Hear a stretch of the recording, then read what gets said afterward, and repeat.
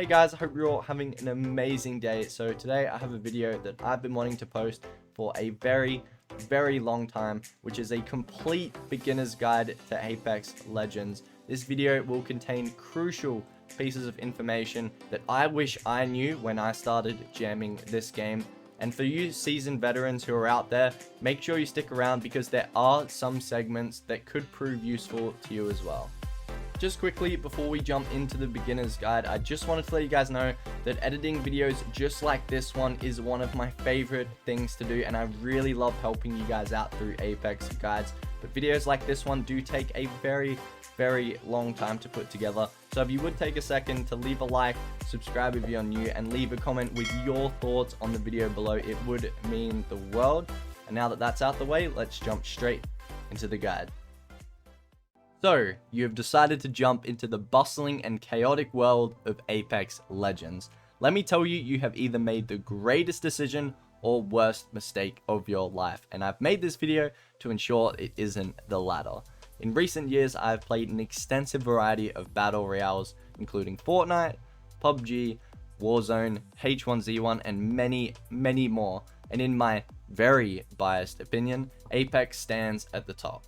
While the game is far from perfect, the replayability, skill ceiling, and consistent additions of new content including maps, legends, and skins is sure to keep you hooked. Alright, now that you're a bit more reassured that you've made a good decision, I'm going to now highlight the game modes. First, we have the staple and primary mode of the game, which is the Battle Royale. Like every other Battle Royale, the team standing last is the winner. However, in opposition to its competitors, Apex puts you into squads of 3 rather than 4. There is also the option to run as a duo. However, if you are looking to play in the ranked leagues or happen to play on dead servers like mine, then unfortunately that isn't possible. The next mode we have is Arenas, which is played on a round by round basis. You want to make sure that you play as smart as possible in this mode, as once you get eliminated, there are no respawns and you'll have to wait until the next round to play again. This mode is 3v3, and the first team to win 3 rounds or get 2 rounds ahead of the other team in the case of a close match secures the dub. In opposition to the BR, you have crafting materials you can gather throughout the duration of the round, which you can use to craft the exact weapons, attachments, abilities, and grenades of your choosing. As for our final mode, we don't have a specific mode, but rather a cycle of limited time modes. At the time of recording this, the limited time mode is Gun Run. However, some of the other modes in rotation include Control, which is similar to Domination in Call of Duty, Armed and Dangerous, which is shotguns and snipers only, and Shadowfall, which puts a cool Halloween twist on Infected from Call of Duty. There are also many other game modes in the cycle, and the developers are always releasing cool new modes. Next up, I'm going to go over the part of Apex that got me into the game, which is the Legends. Personally, this is my favorite part of the game, and for those who are new to the game, the Legends operate similarly to heroes in Overwatch, in the fact that each character has their own distinct abilities, strengths, and weaknesses. In Apex Legend, every legend fits into one of 4 categories, which includes Recon, Support, Defensive, and Assault. Recon Legends have various scan abilities providing crucial information to the team. Support Legends provide team utility, whether it be heals or ammunition. Defensive Legends have strong defensive capabilities and are able to lock down buildings or areas to help counter pushes from more mobile characters. Finally, we have the Assault Legends that have a variety of abilities ranging from decoys, temporary death prevention, and much more, which improve the overall lethality of that legend. Looking at each legend individually, regardless of the type of legend, each character has a tactical ability, which can typically be used every 10 to 30 seconds depending on the specific legend, a passive ability, which is a built-in ability that can be used at any time, and an ultimate ability, which is the most powerful, but also takes the most amount of time to regenerate, so use it wisely. If you guys want to see a more detailed guide of each legend specifically, I have linked a legend specific video I recently uploaded on screen now, and also in the description for those who are interested after watching this one. As for this beginner's guide, that is as in-depth as I'm going to go, So now it's on to weapons. In terms of weapons, Apex definitely doesn't fall short of its competition when it comes to weapon variety. The weapon categories in Apex includes assault rifles, submachine guns, light machine guns, marksman weapons, sniper rifles, shotguns, and pistols. All of these weapons can then be grouped further into light weapons, heavy weapons, energy weapons, snipers, and care package weapons. Similar to the Legends, if you guys want to see a more in-depth guide of the weapons, then I have a link to a recent weapon-specific video I uploaded both on screen and in the description. To further enhance the viability of the weapons, there are weapon attachments with various rarities that can be found scattered throughout the map during matches. These attachments range from white to gold, with white being the worst and gold being the best. The first attachment you can find is a barrel stabilizer, which reduces recoil, making the weapon much more useful at longer ranges. Next up, we have weapon magazines, which increase ammo capacity, and the gold variant even automatically reloads a holstered weapon after a short time. Both regular weapon stocks and sniper stocks reduce ADS time, holster time, aim drift, and reload time. Now onto optics, which range from 1 times to 10 times and offer different reticles and zooms that can be useful on a variety of weapons depending on your personal preferences. Finally, we have weapon specific attachments which provide specific bonuses to certain weapons. For example, the boosted loader boosts reload time for the Hemlock and the Wingman if reloaded at the correct time.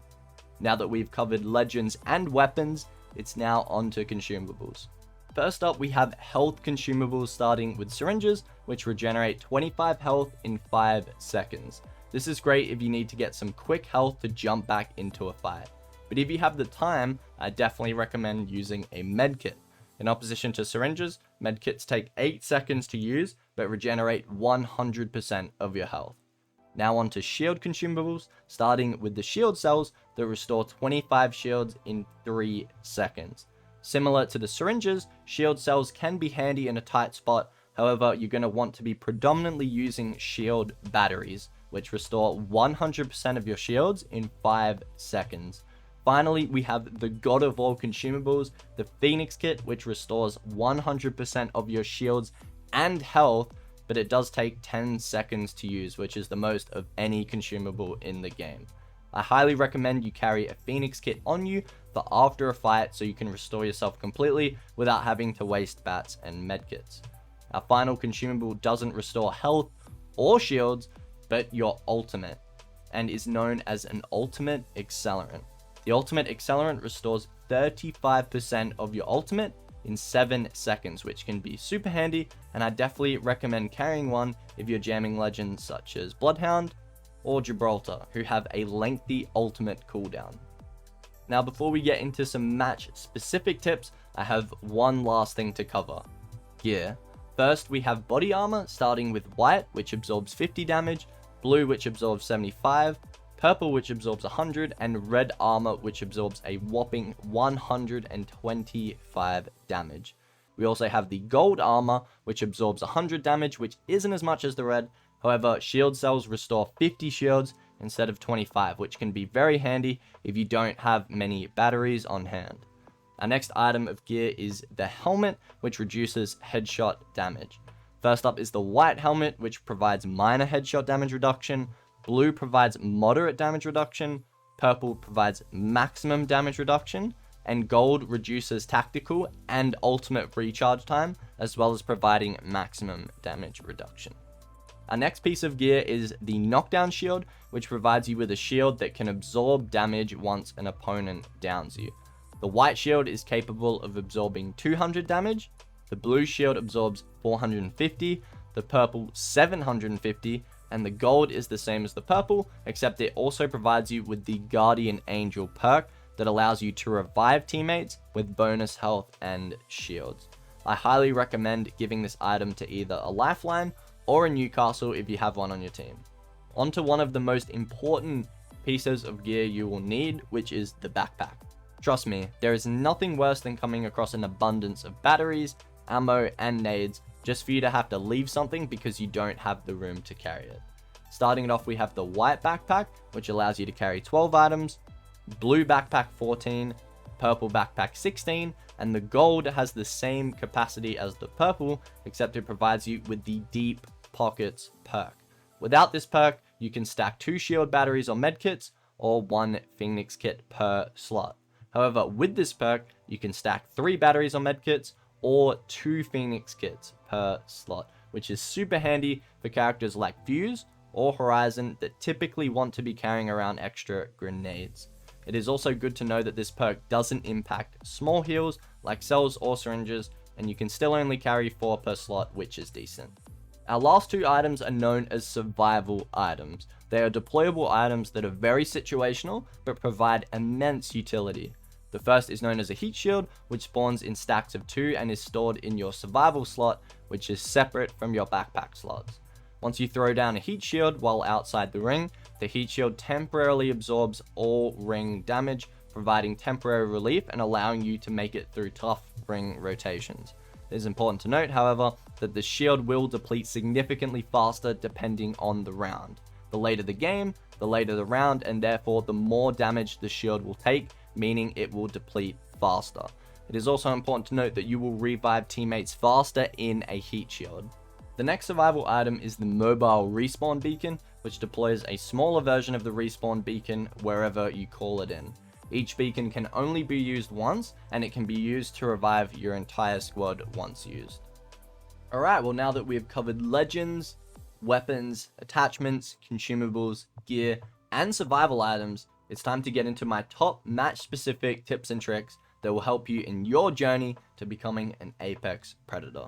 My first tip is a simple but effective one. Make sure you always have a shield battery on your consumable hotbar. If you're on PC, you don't have to worry about this, as you can bind separate keys for different consumables. However, on console, you can only use the consumable on that you have selected in your consumable selection wheel. Out of all the consumables in the game, the shield battery provides the greatest amount of regeneration for the amount of time it takes to use. The shield battery fully replenishes all your shields in the same amount of time it takes to use a single syringe. A shield battery takes 5 seconds to use, making it viable to duck behind cover and use while in the middle of a gunfight. If you need to use other heals, you can still select them in the wheel after a fight. However, I highly recommend you always have a shield battery equipped in your consumable hotbar. My next tip revolves around armor swapping. For those of you who are new to Apex, armor swapping is an essential mechanic that you will need to learn if you're wanting to do well, and luckily for you, it is very simple. When you're fighting an enemy and they're on the ground, thirst them and quickly grab their armor to swap to a fully charged shield instantly. The time you save while doing this means you can get straight back into the fight to help your team or challenge an approaching opponent with full shields. This small change can be the difference between you winning or losing a fight, as when you're getting pushed, you can't always get off a shield battery. So be sure to get the hang of this mechanic. On to my third tip, which is positioning. Game sense and positioning are among 2 of the most important attributes in a good Apex player. These things aren't something you can necessarily pick up super quickly, like gun skill for example, which is a much more transferable skill from other games such as Call of Duty. However, positioning is very, very important, and a player with worse gun skill will outclass an enemy 9 times out of 10 if they have better positioning. Whether it be on the high ground or a building that is in a solid spot in the ring, positioning is key, and this clip I have now on the screen is a perfect example of that. We were sandwiched between 2 teams, and instead of trying to force our way through one of the teams or challenge the other team and get thirded, we repositioned behind the team at the houses to pinch them between us and the other team, which then allowed us to sweep through for an easy dub. Yeah, they both did worse. Behind you, Jack, behind you. Told you it's too rare.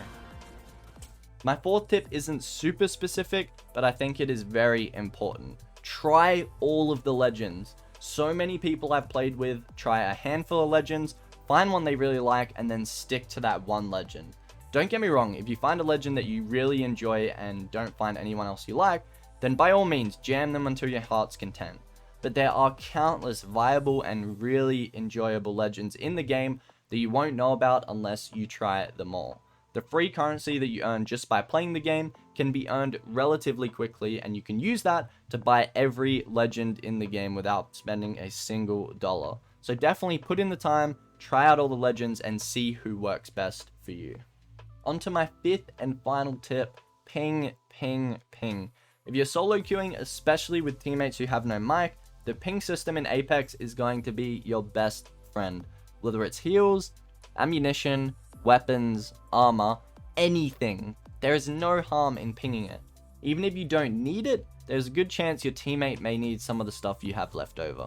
I know this tip sounds super simple, but I've played with multiple Predator level players who still don't seem to understand this.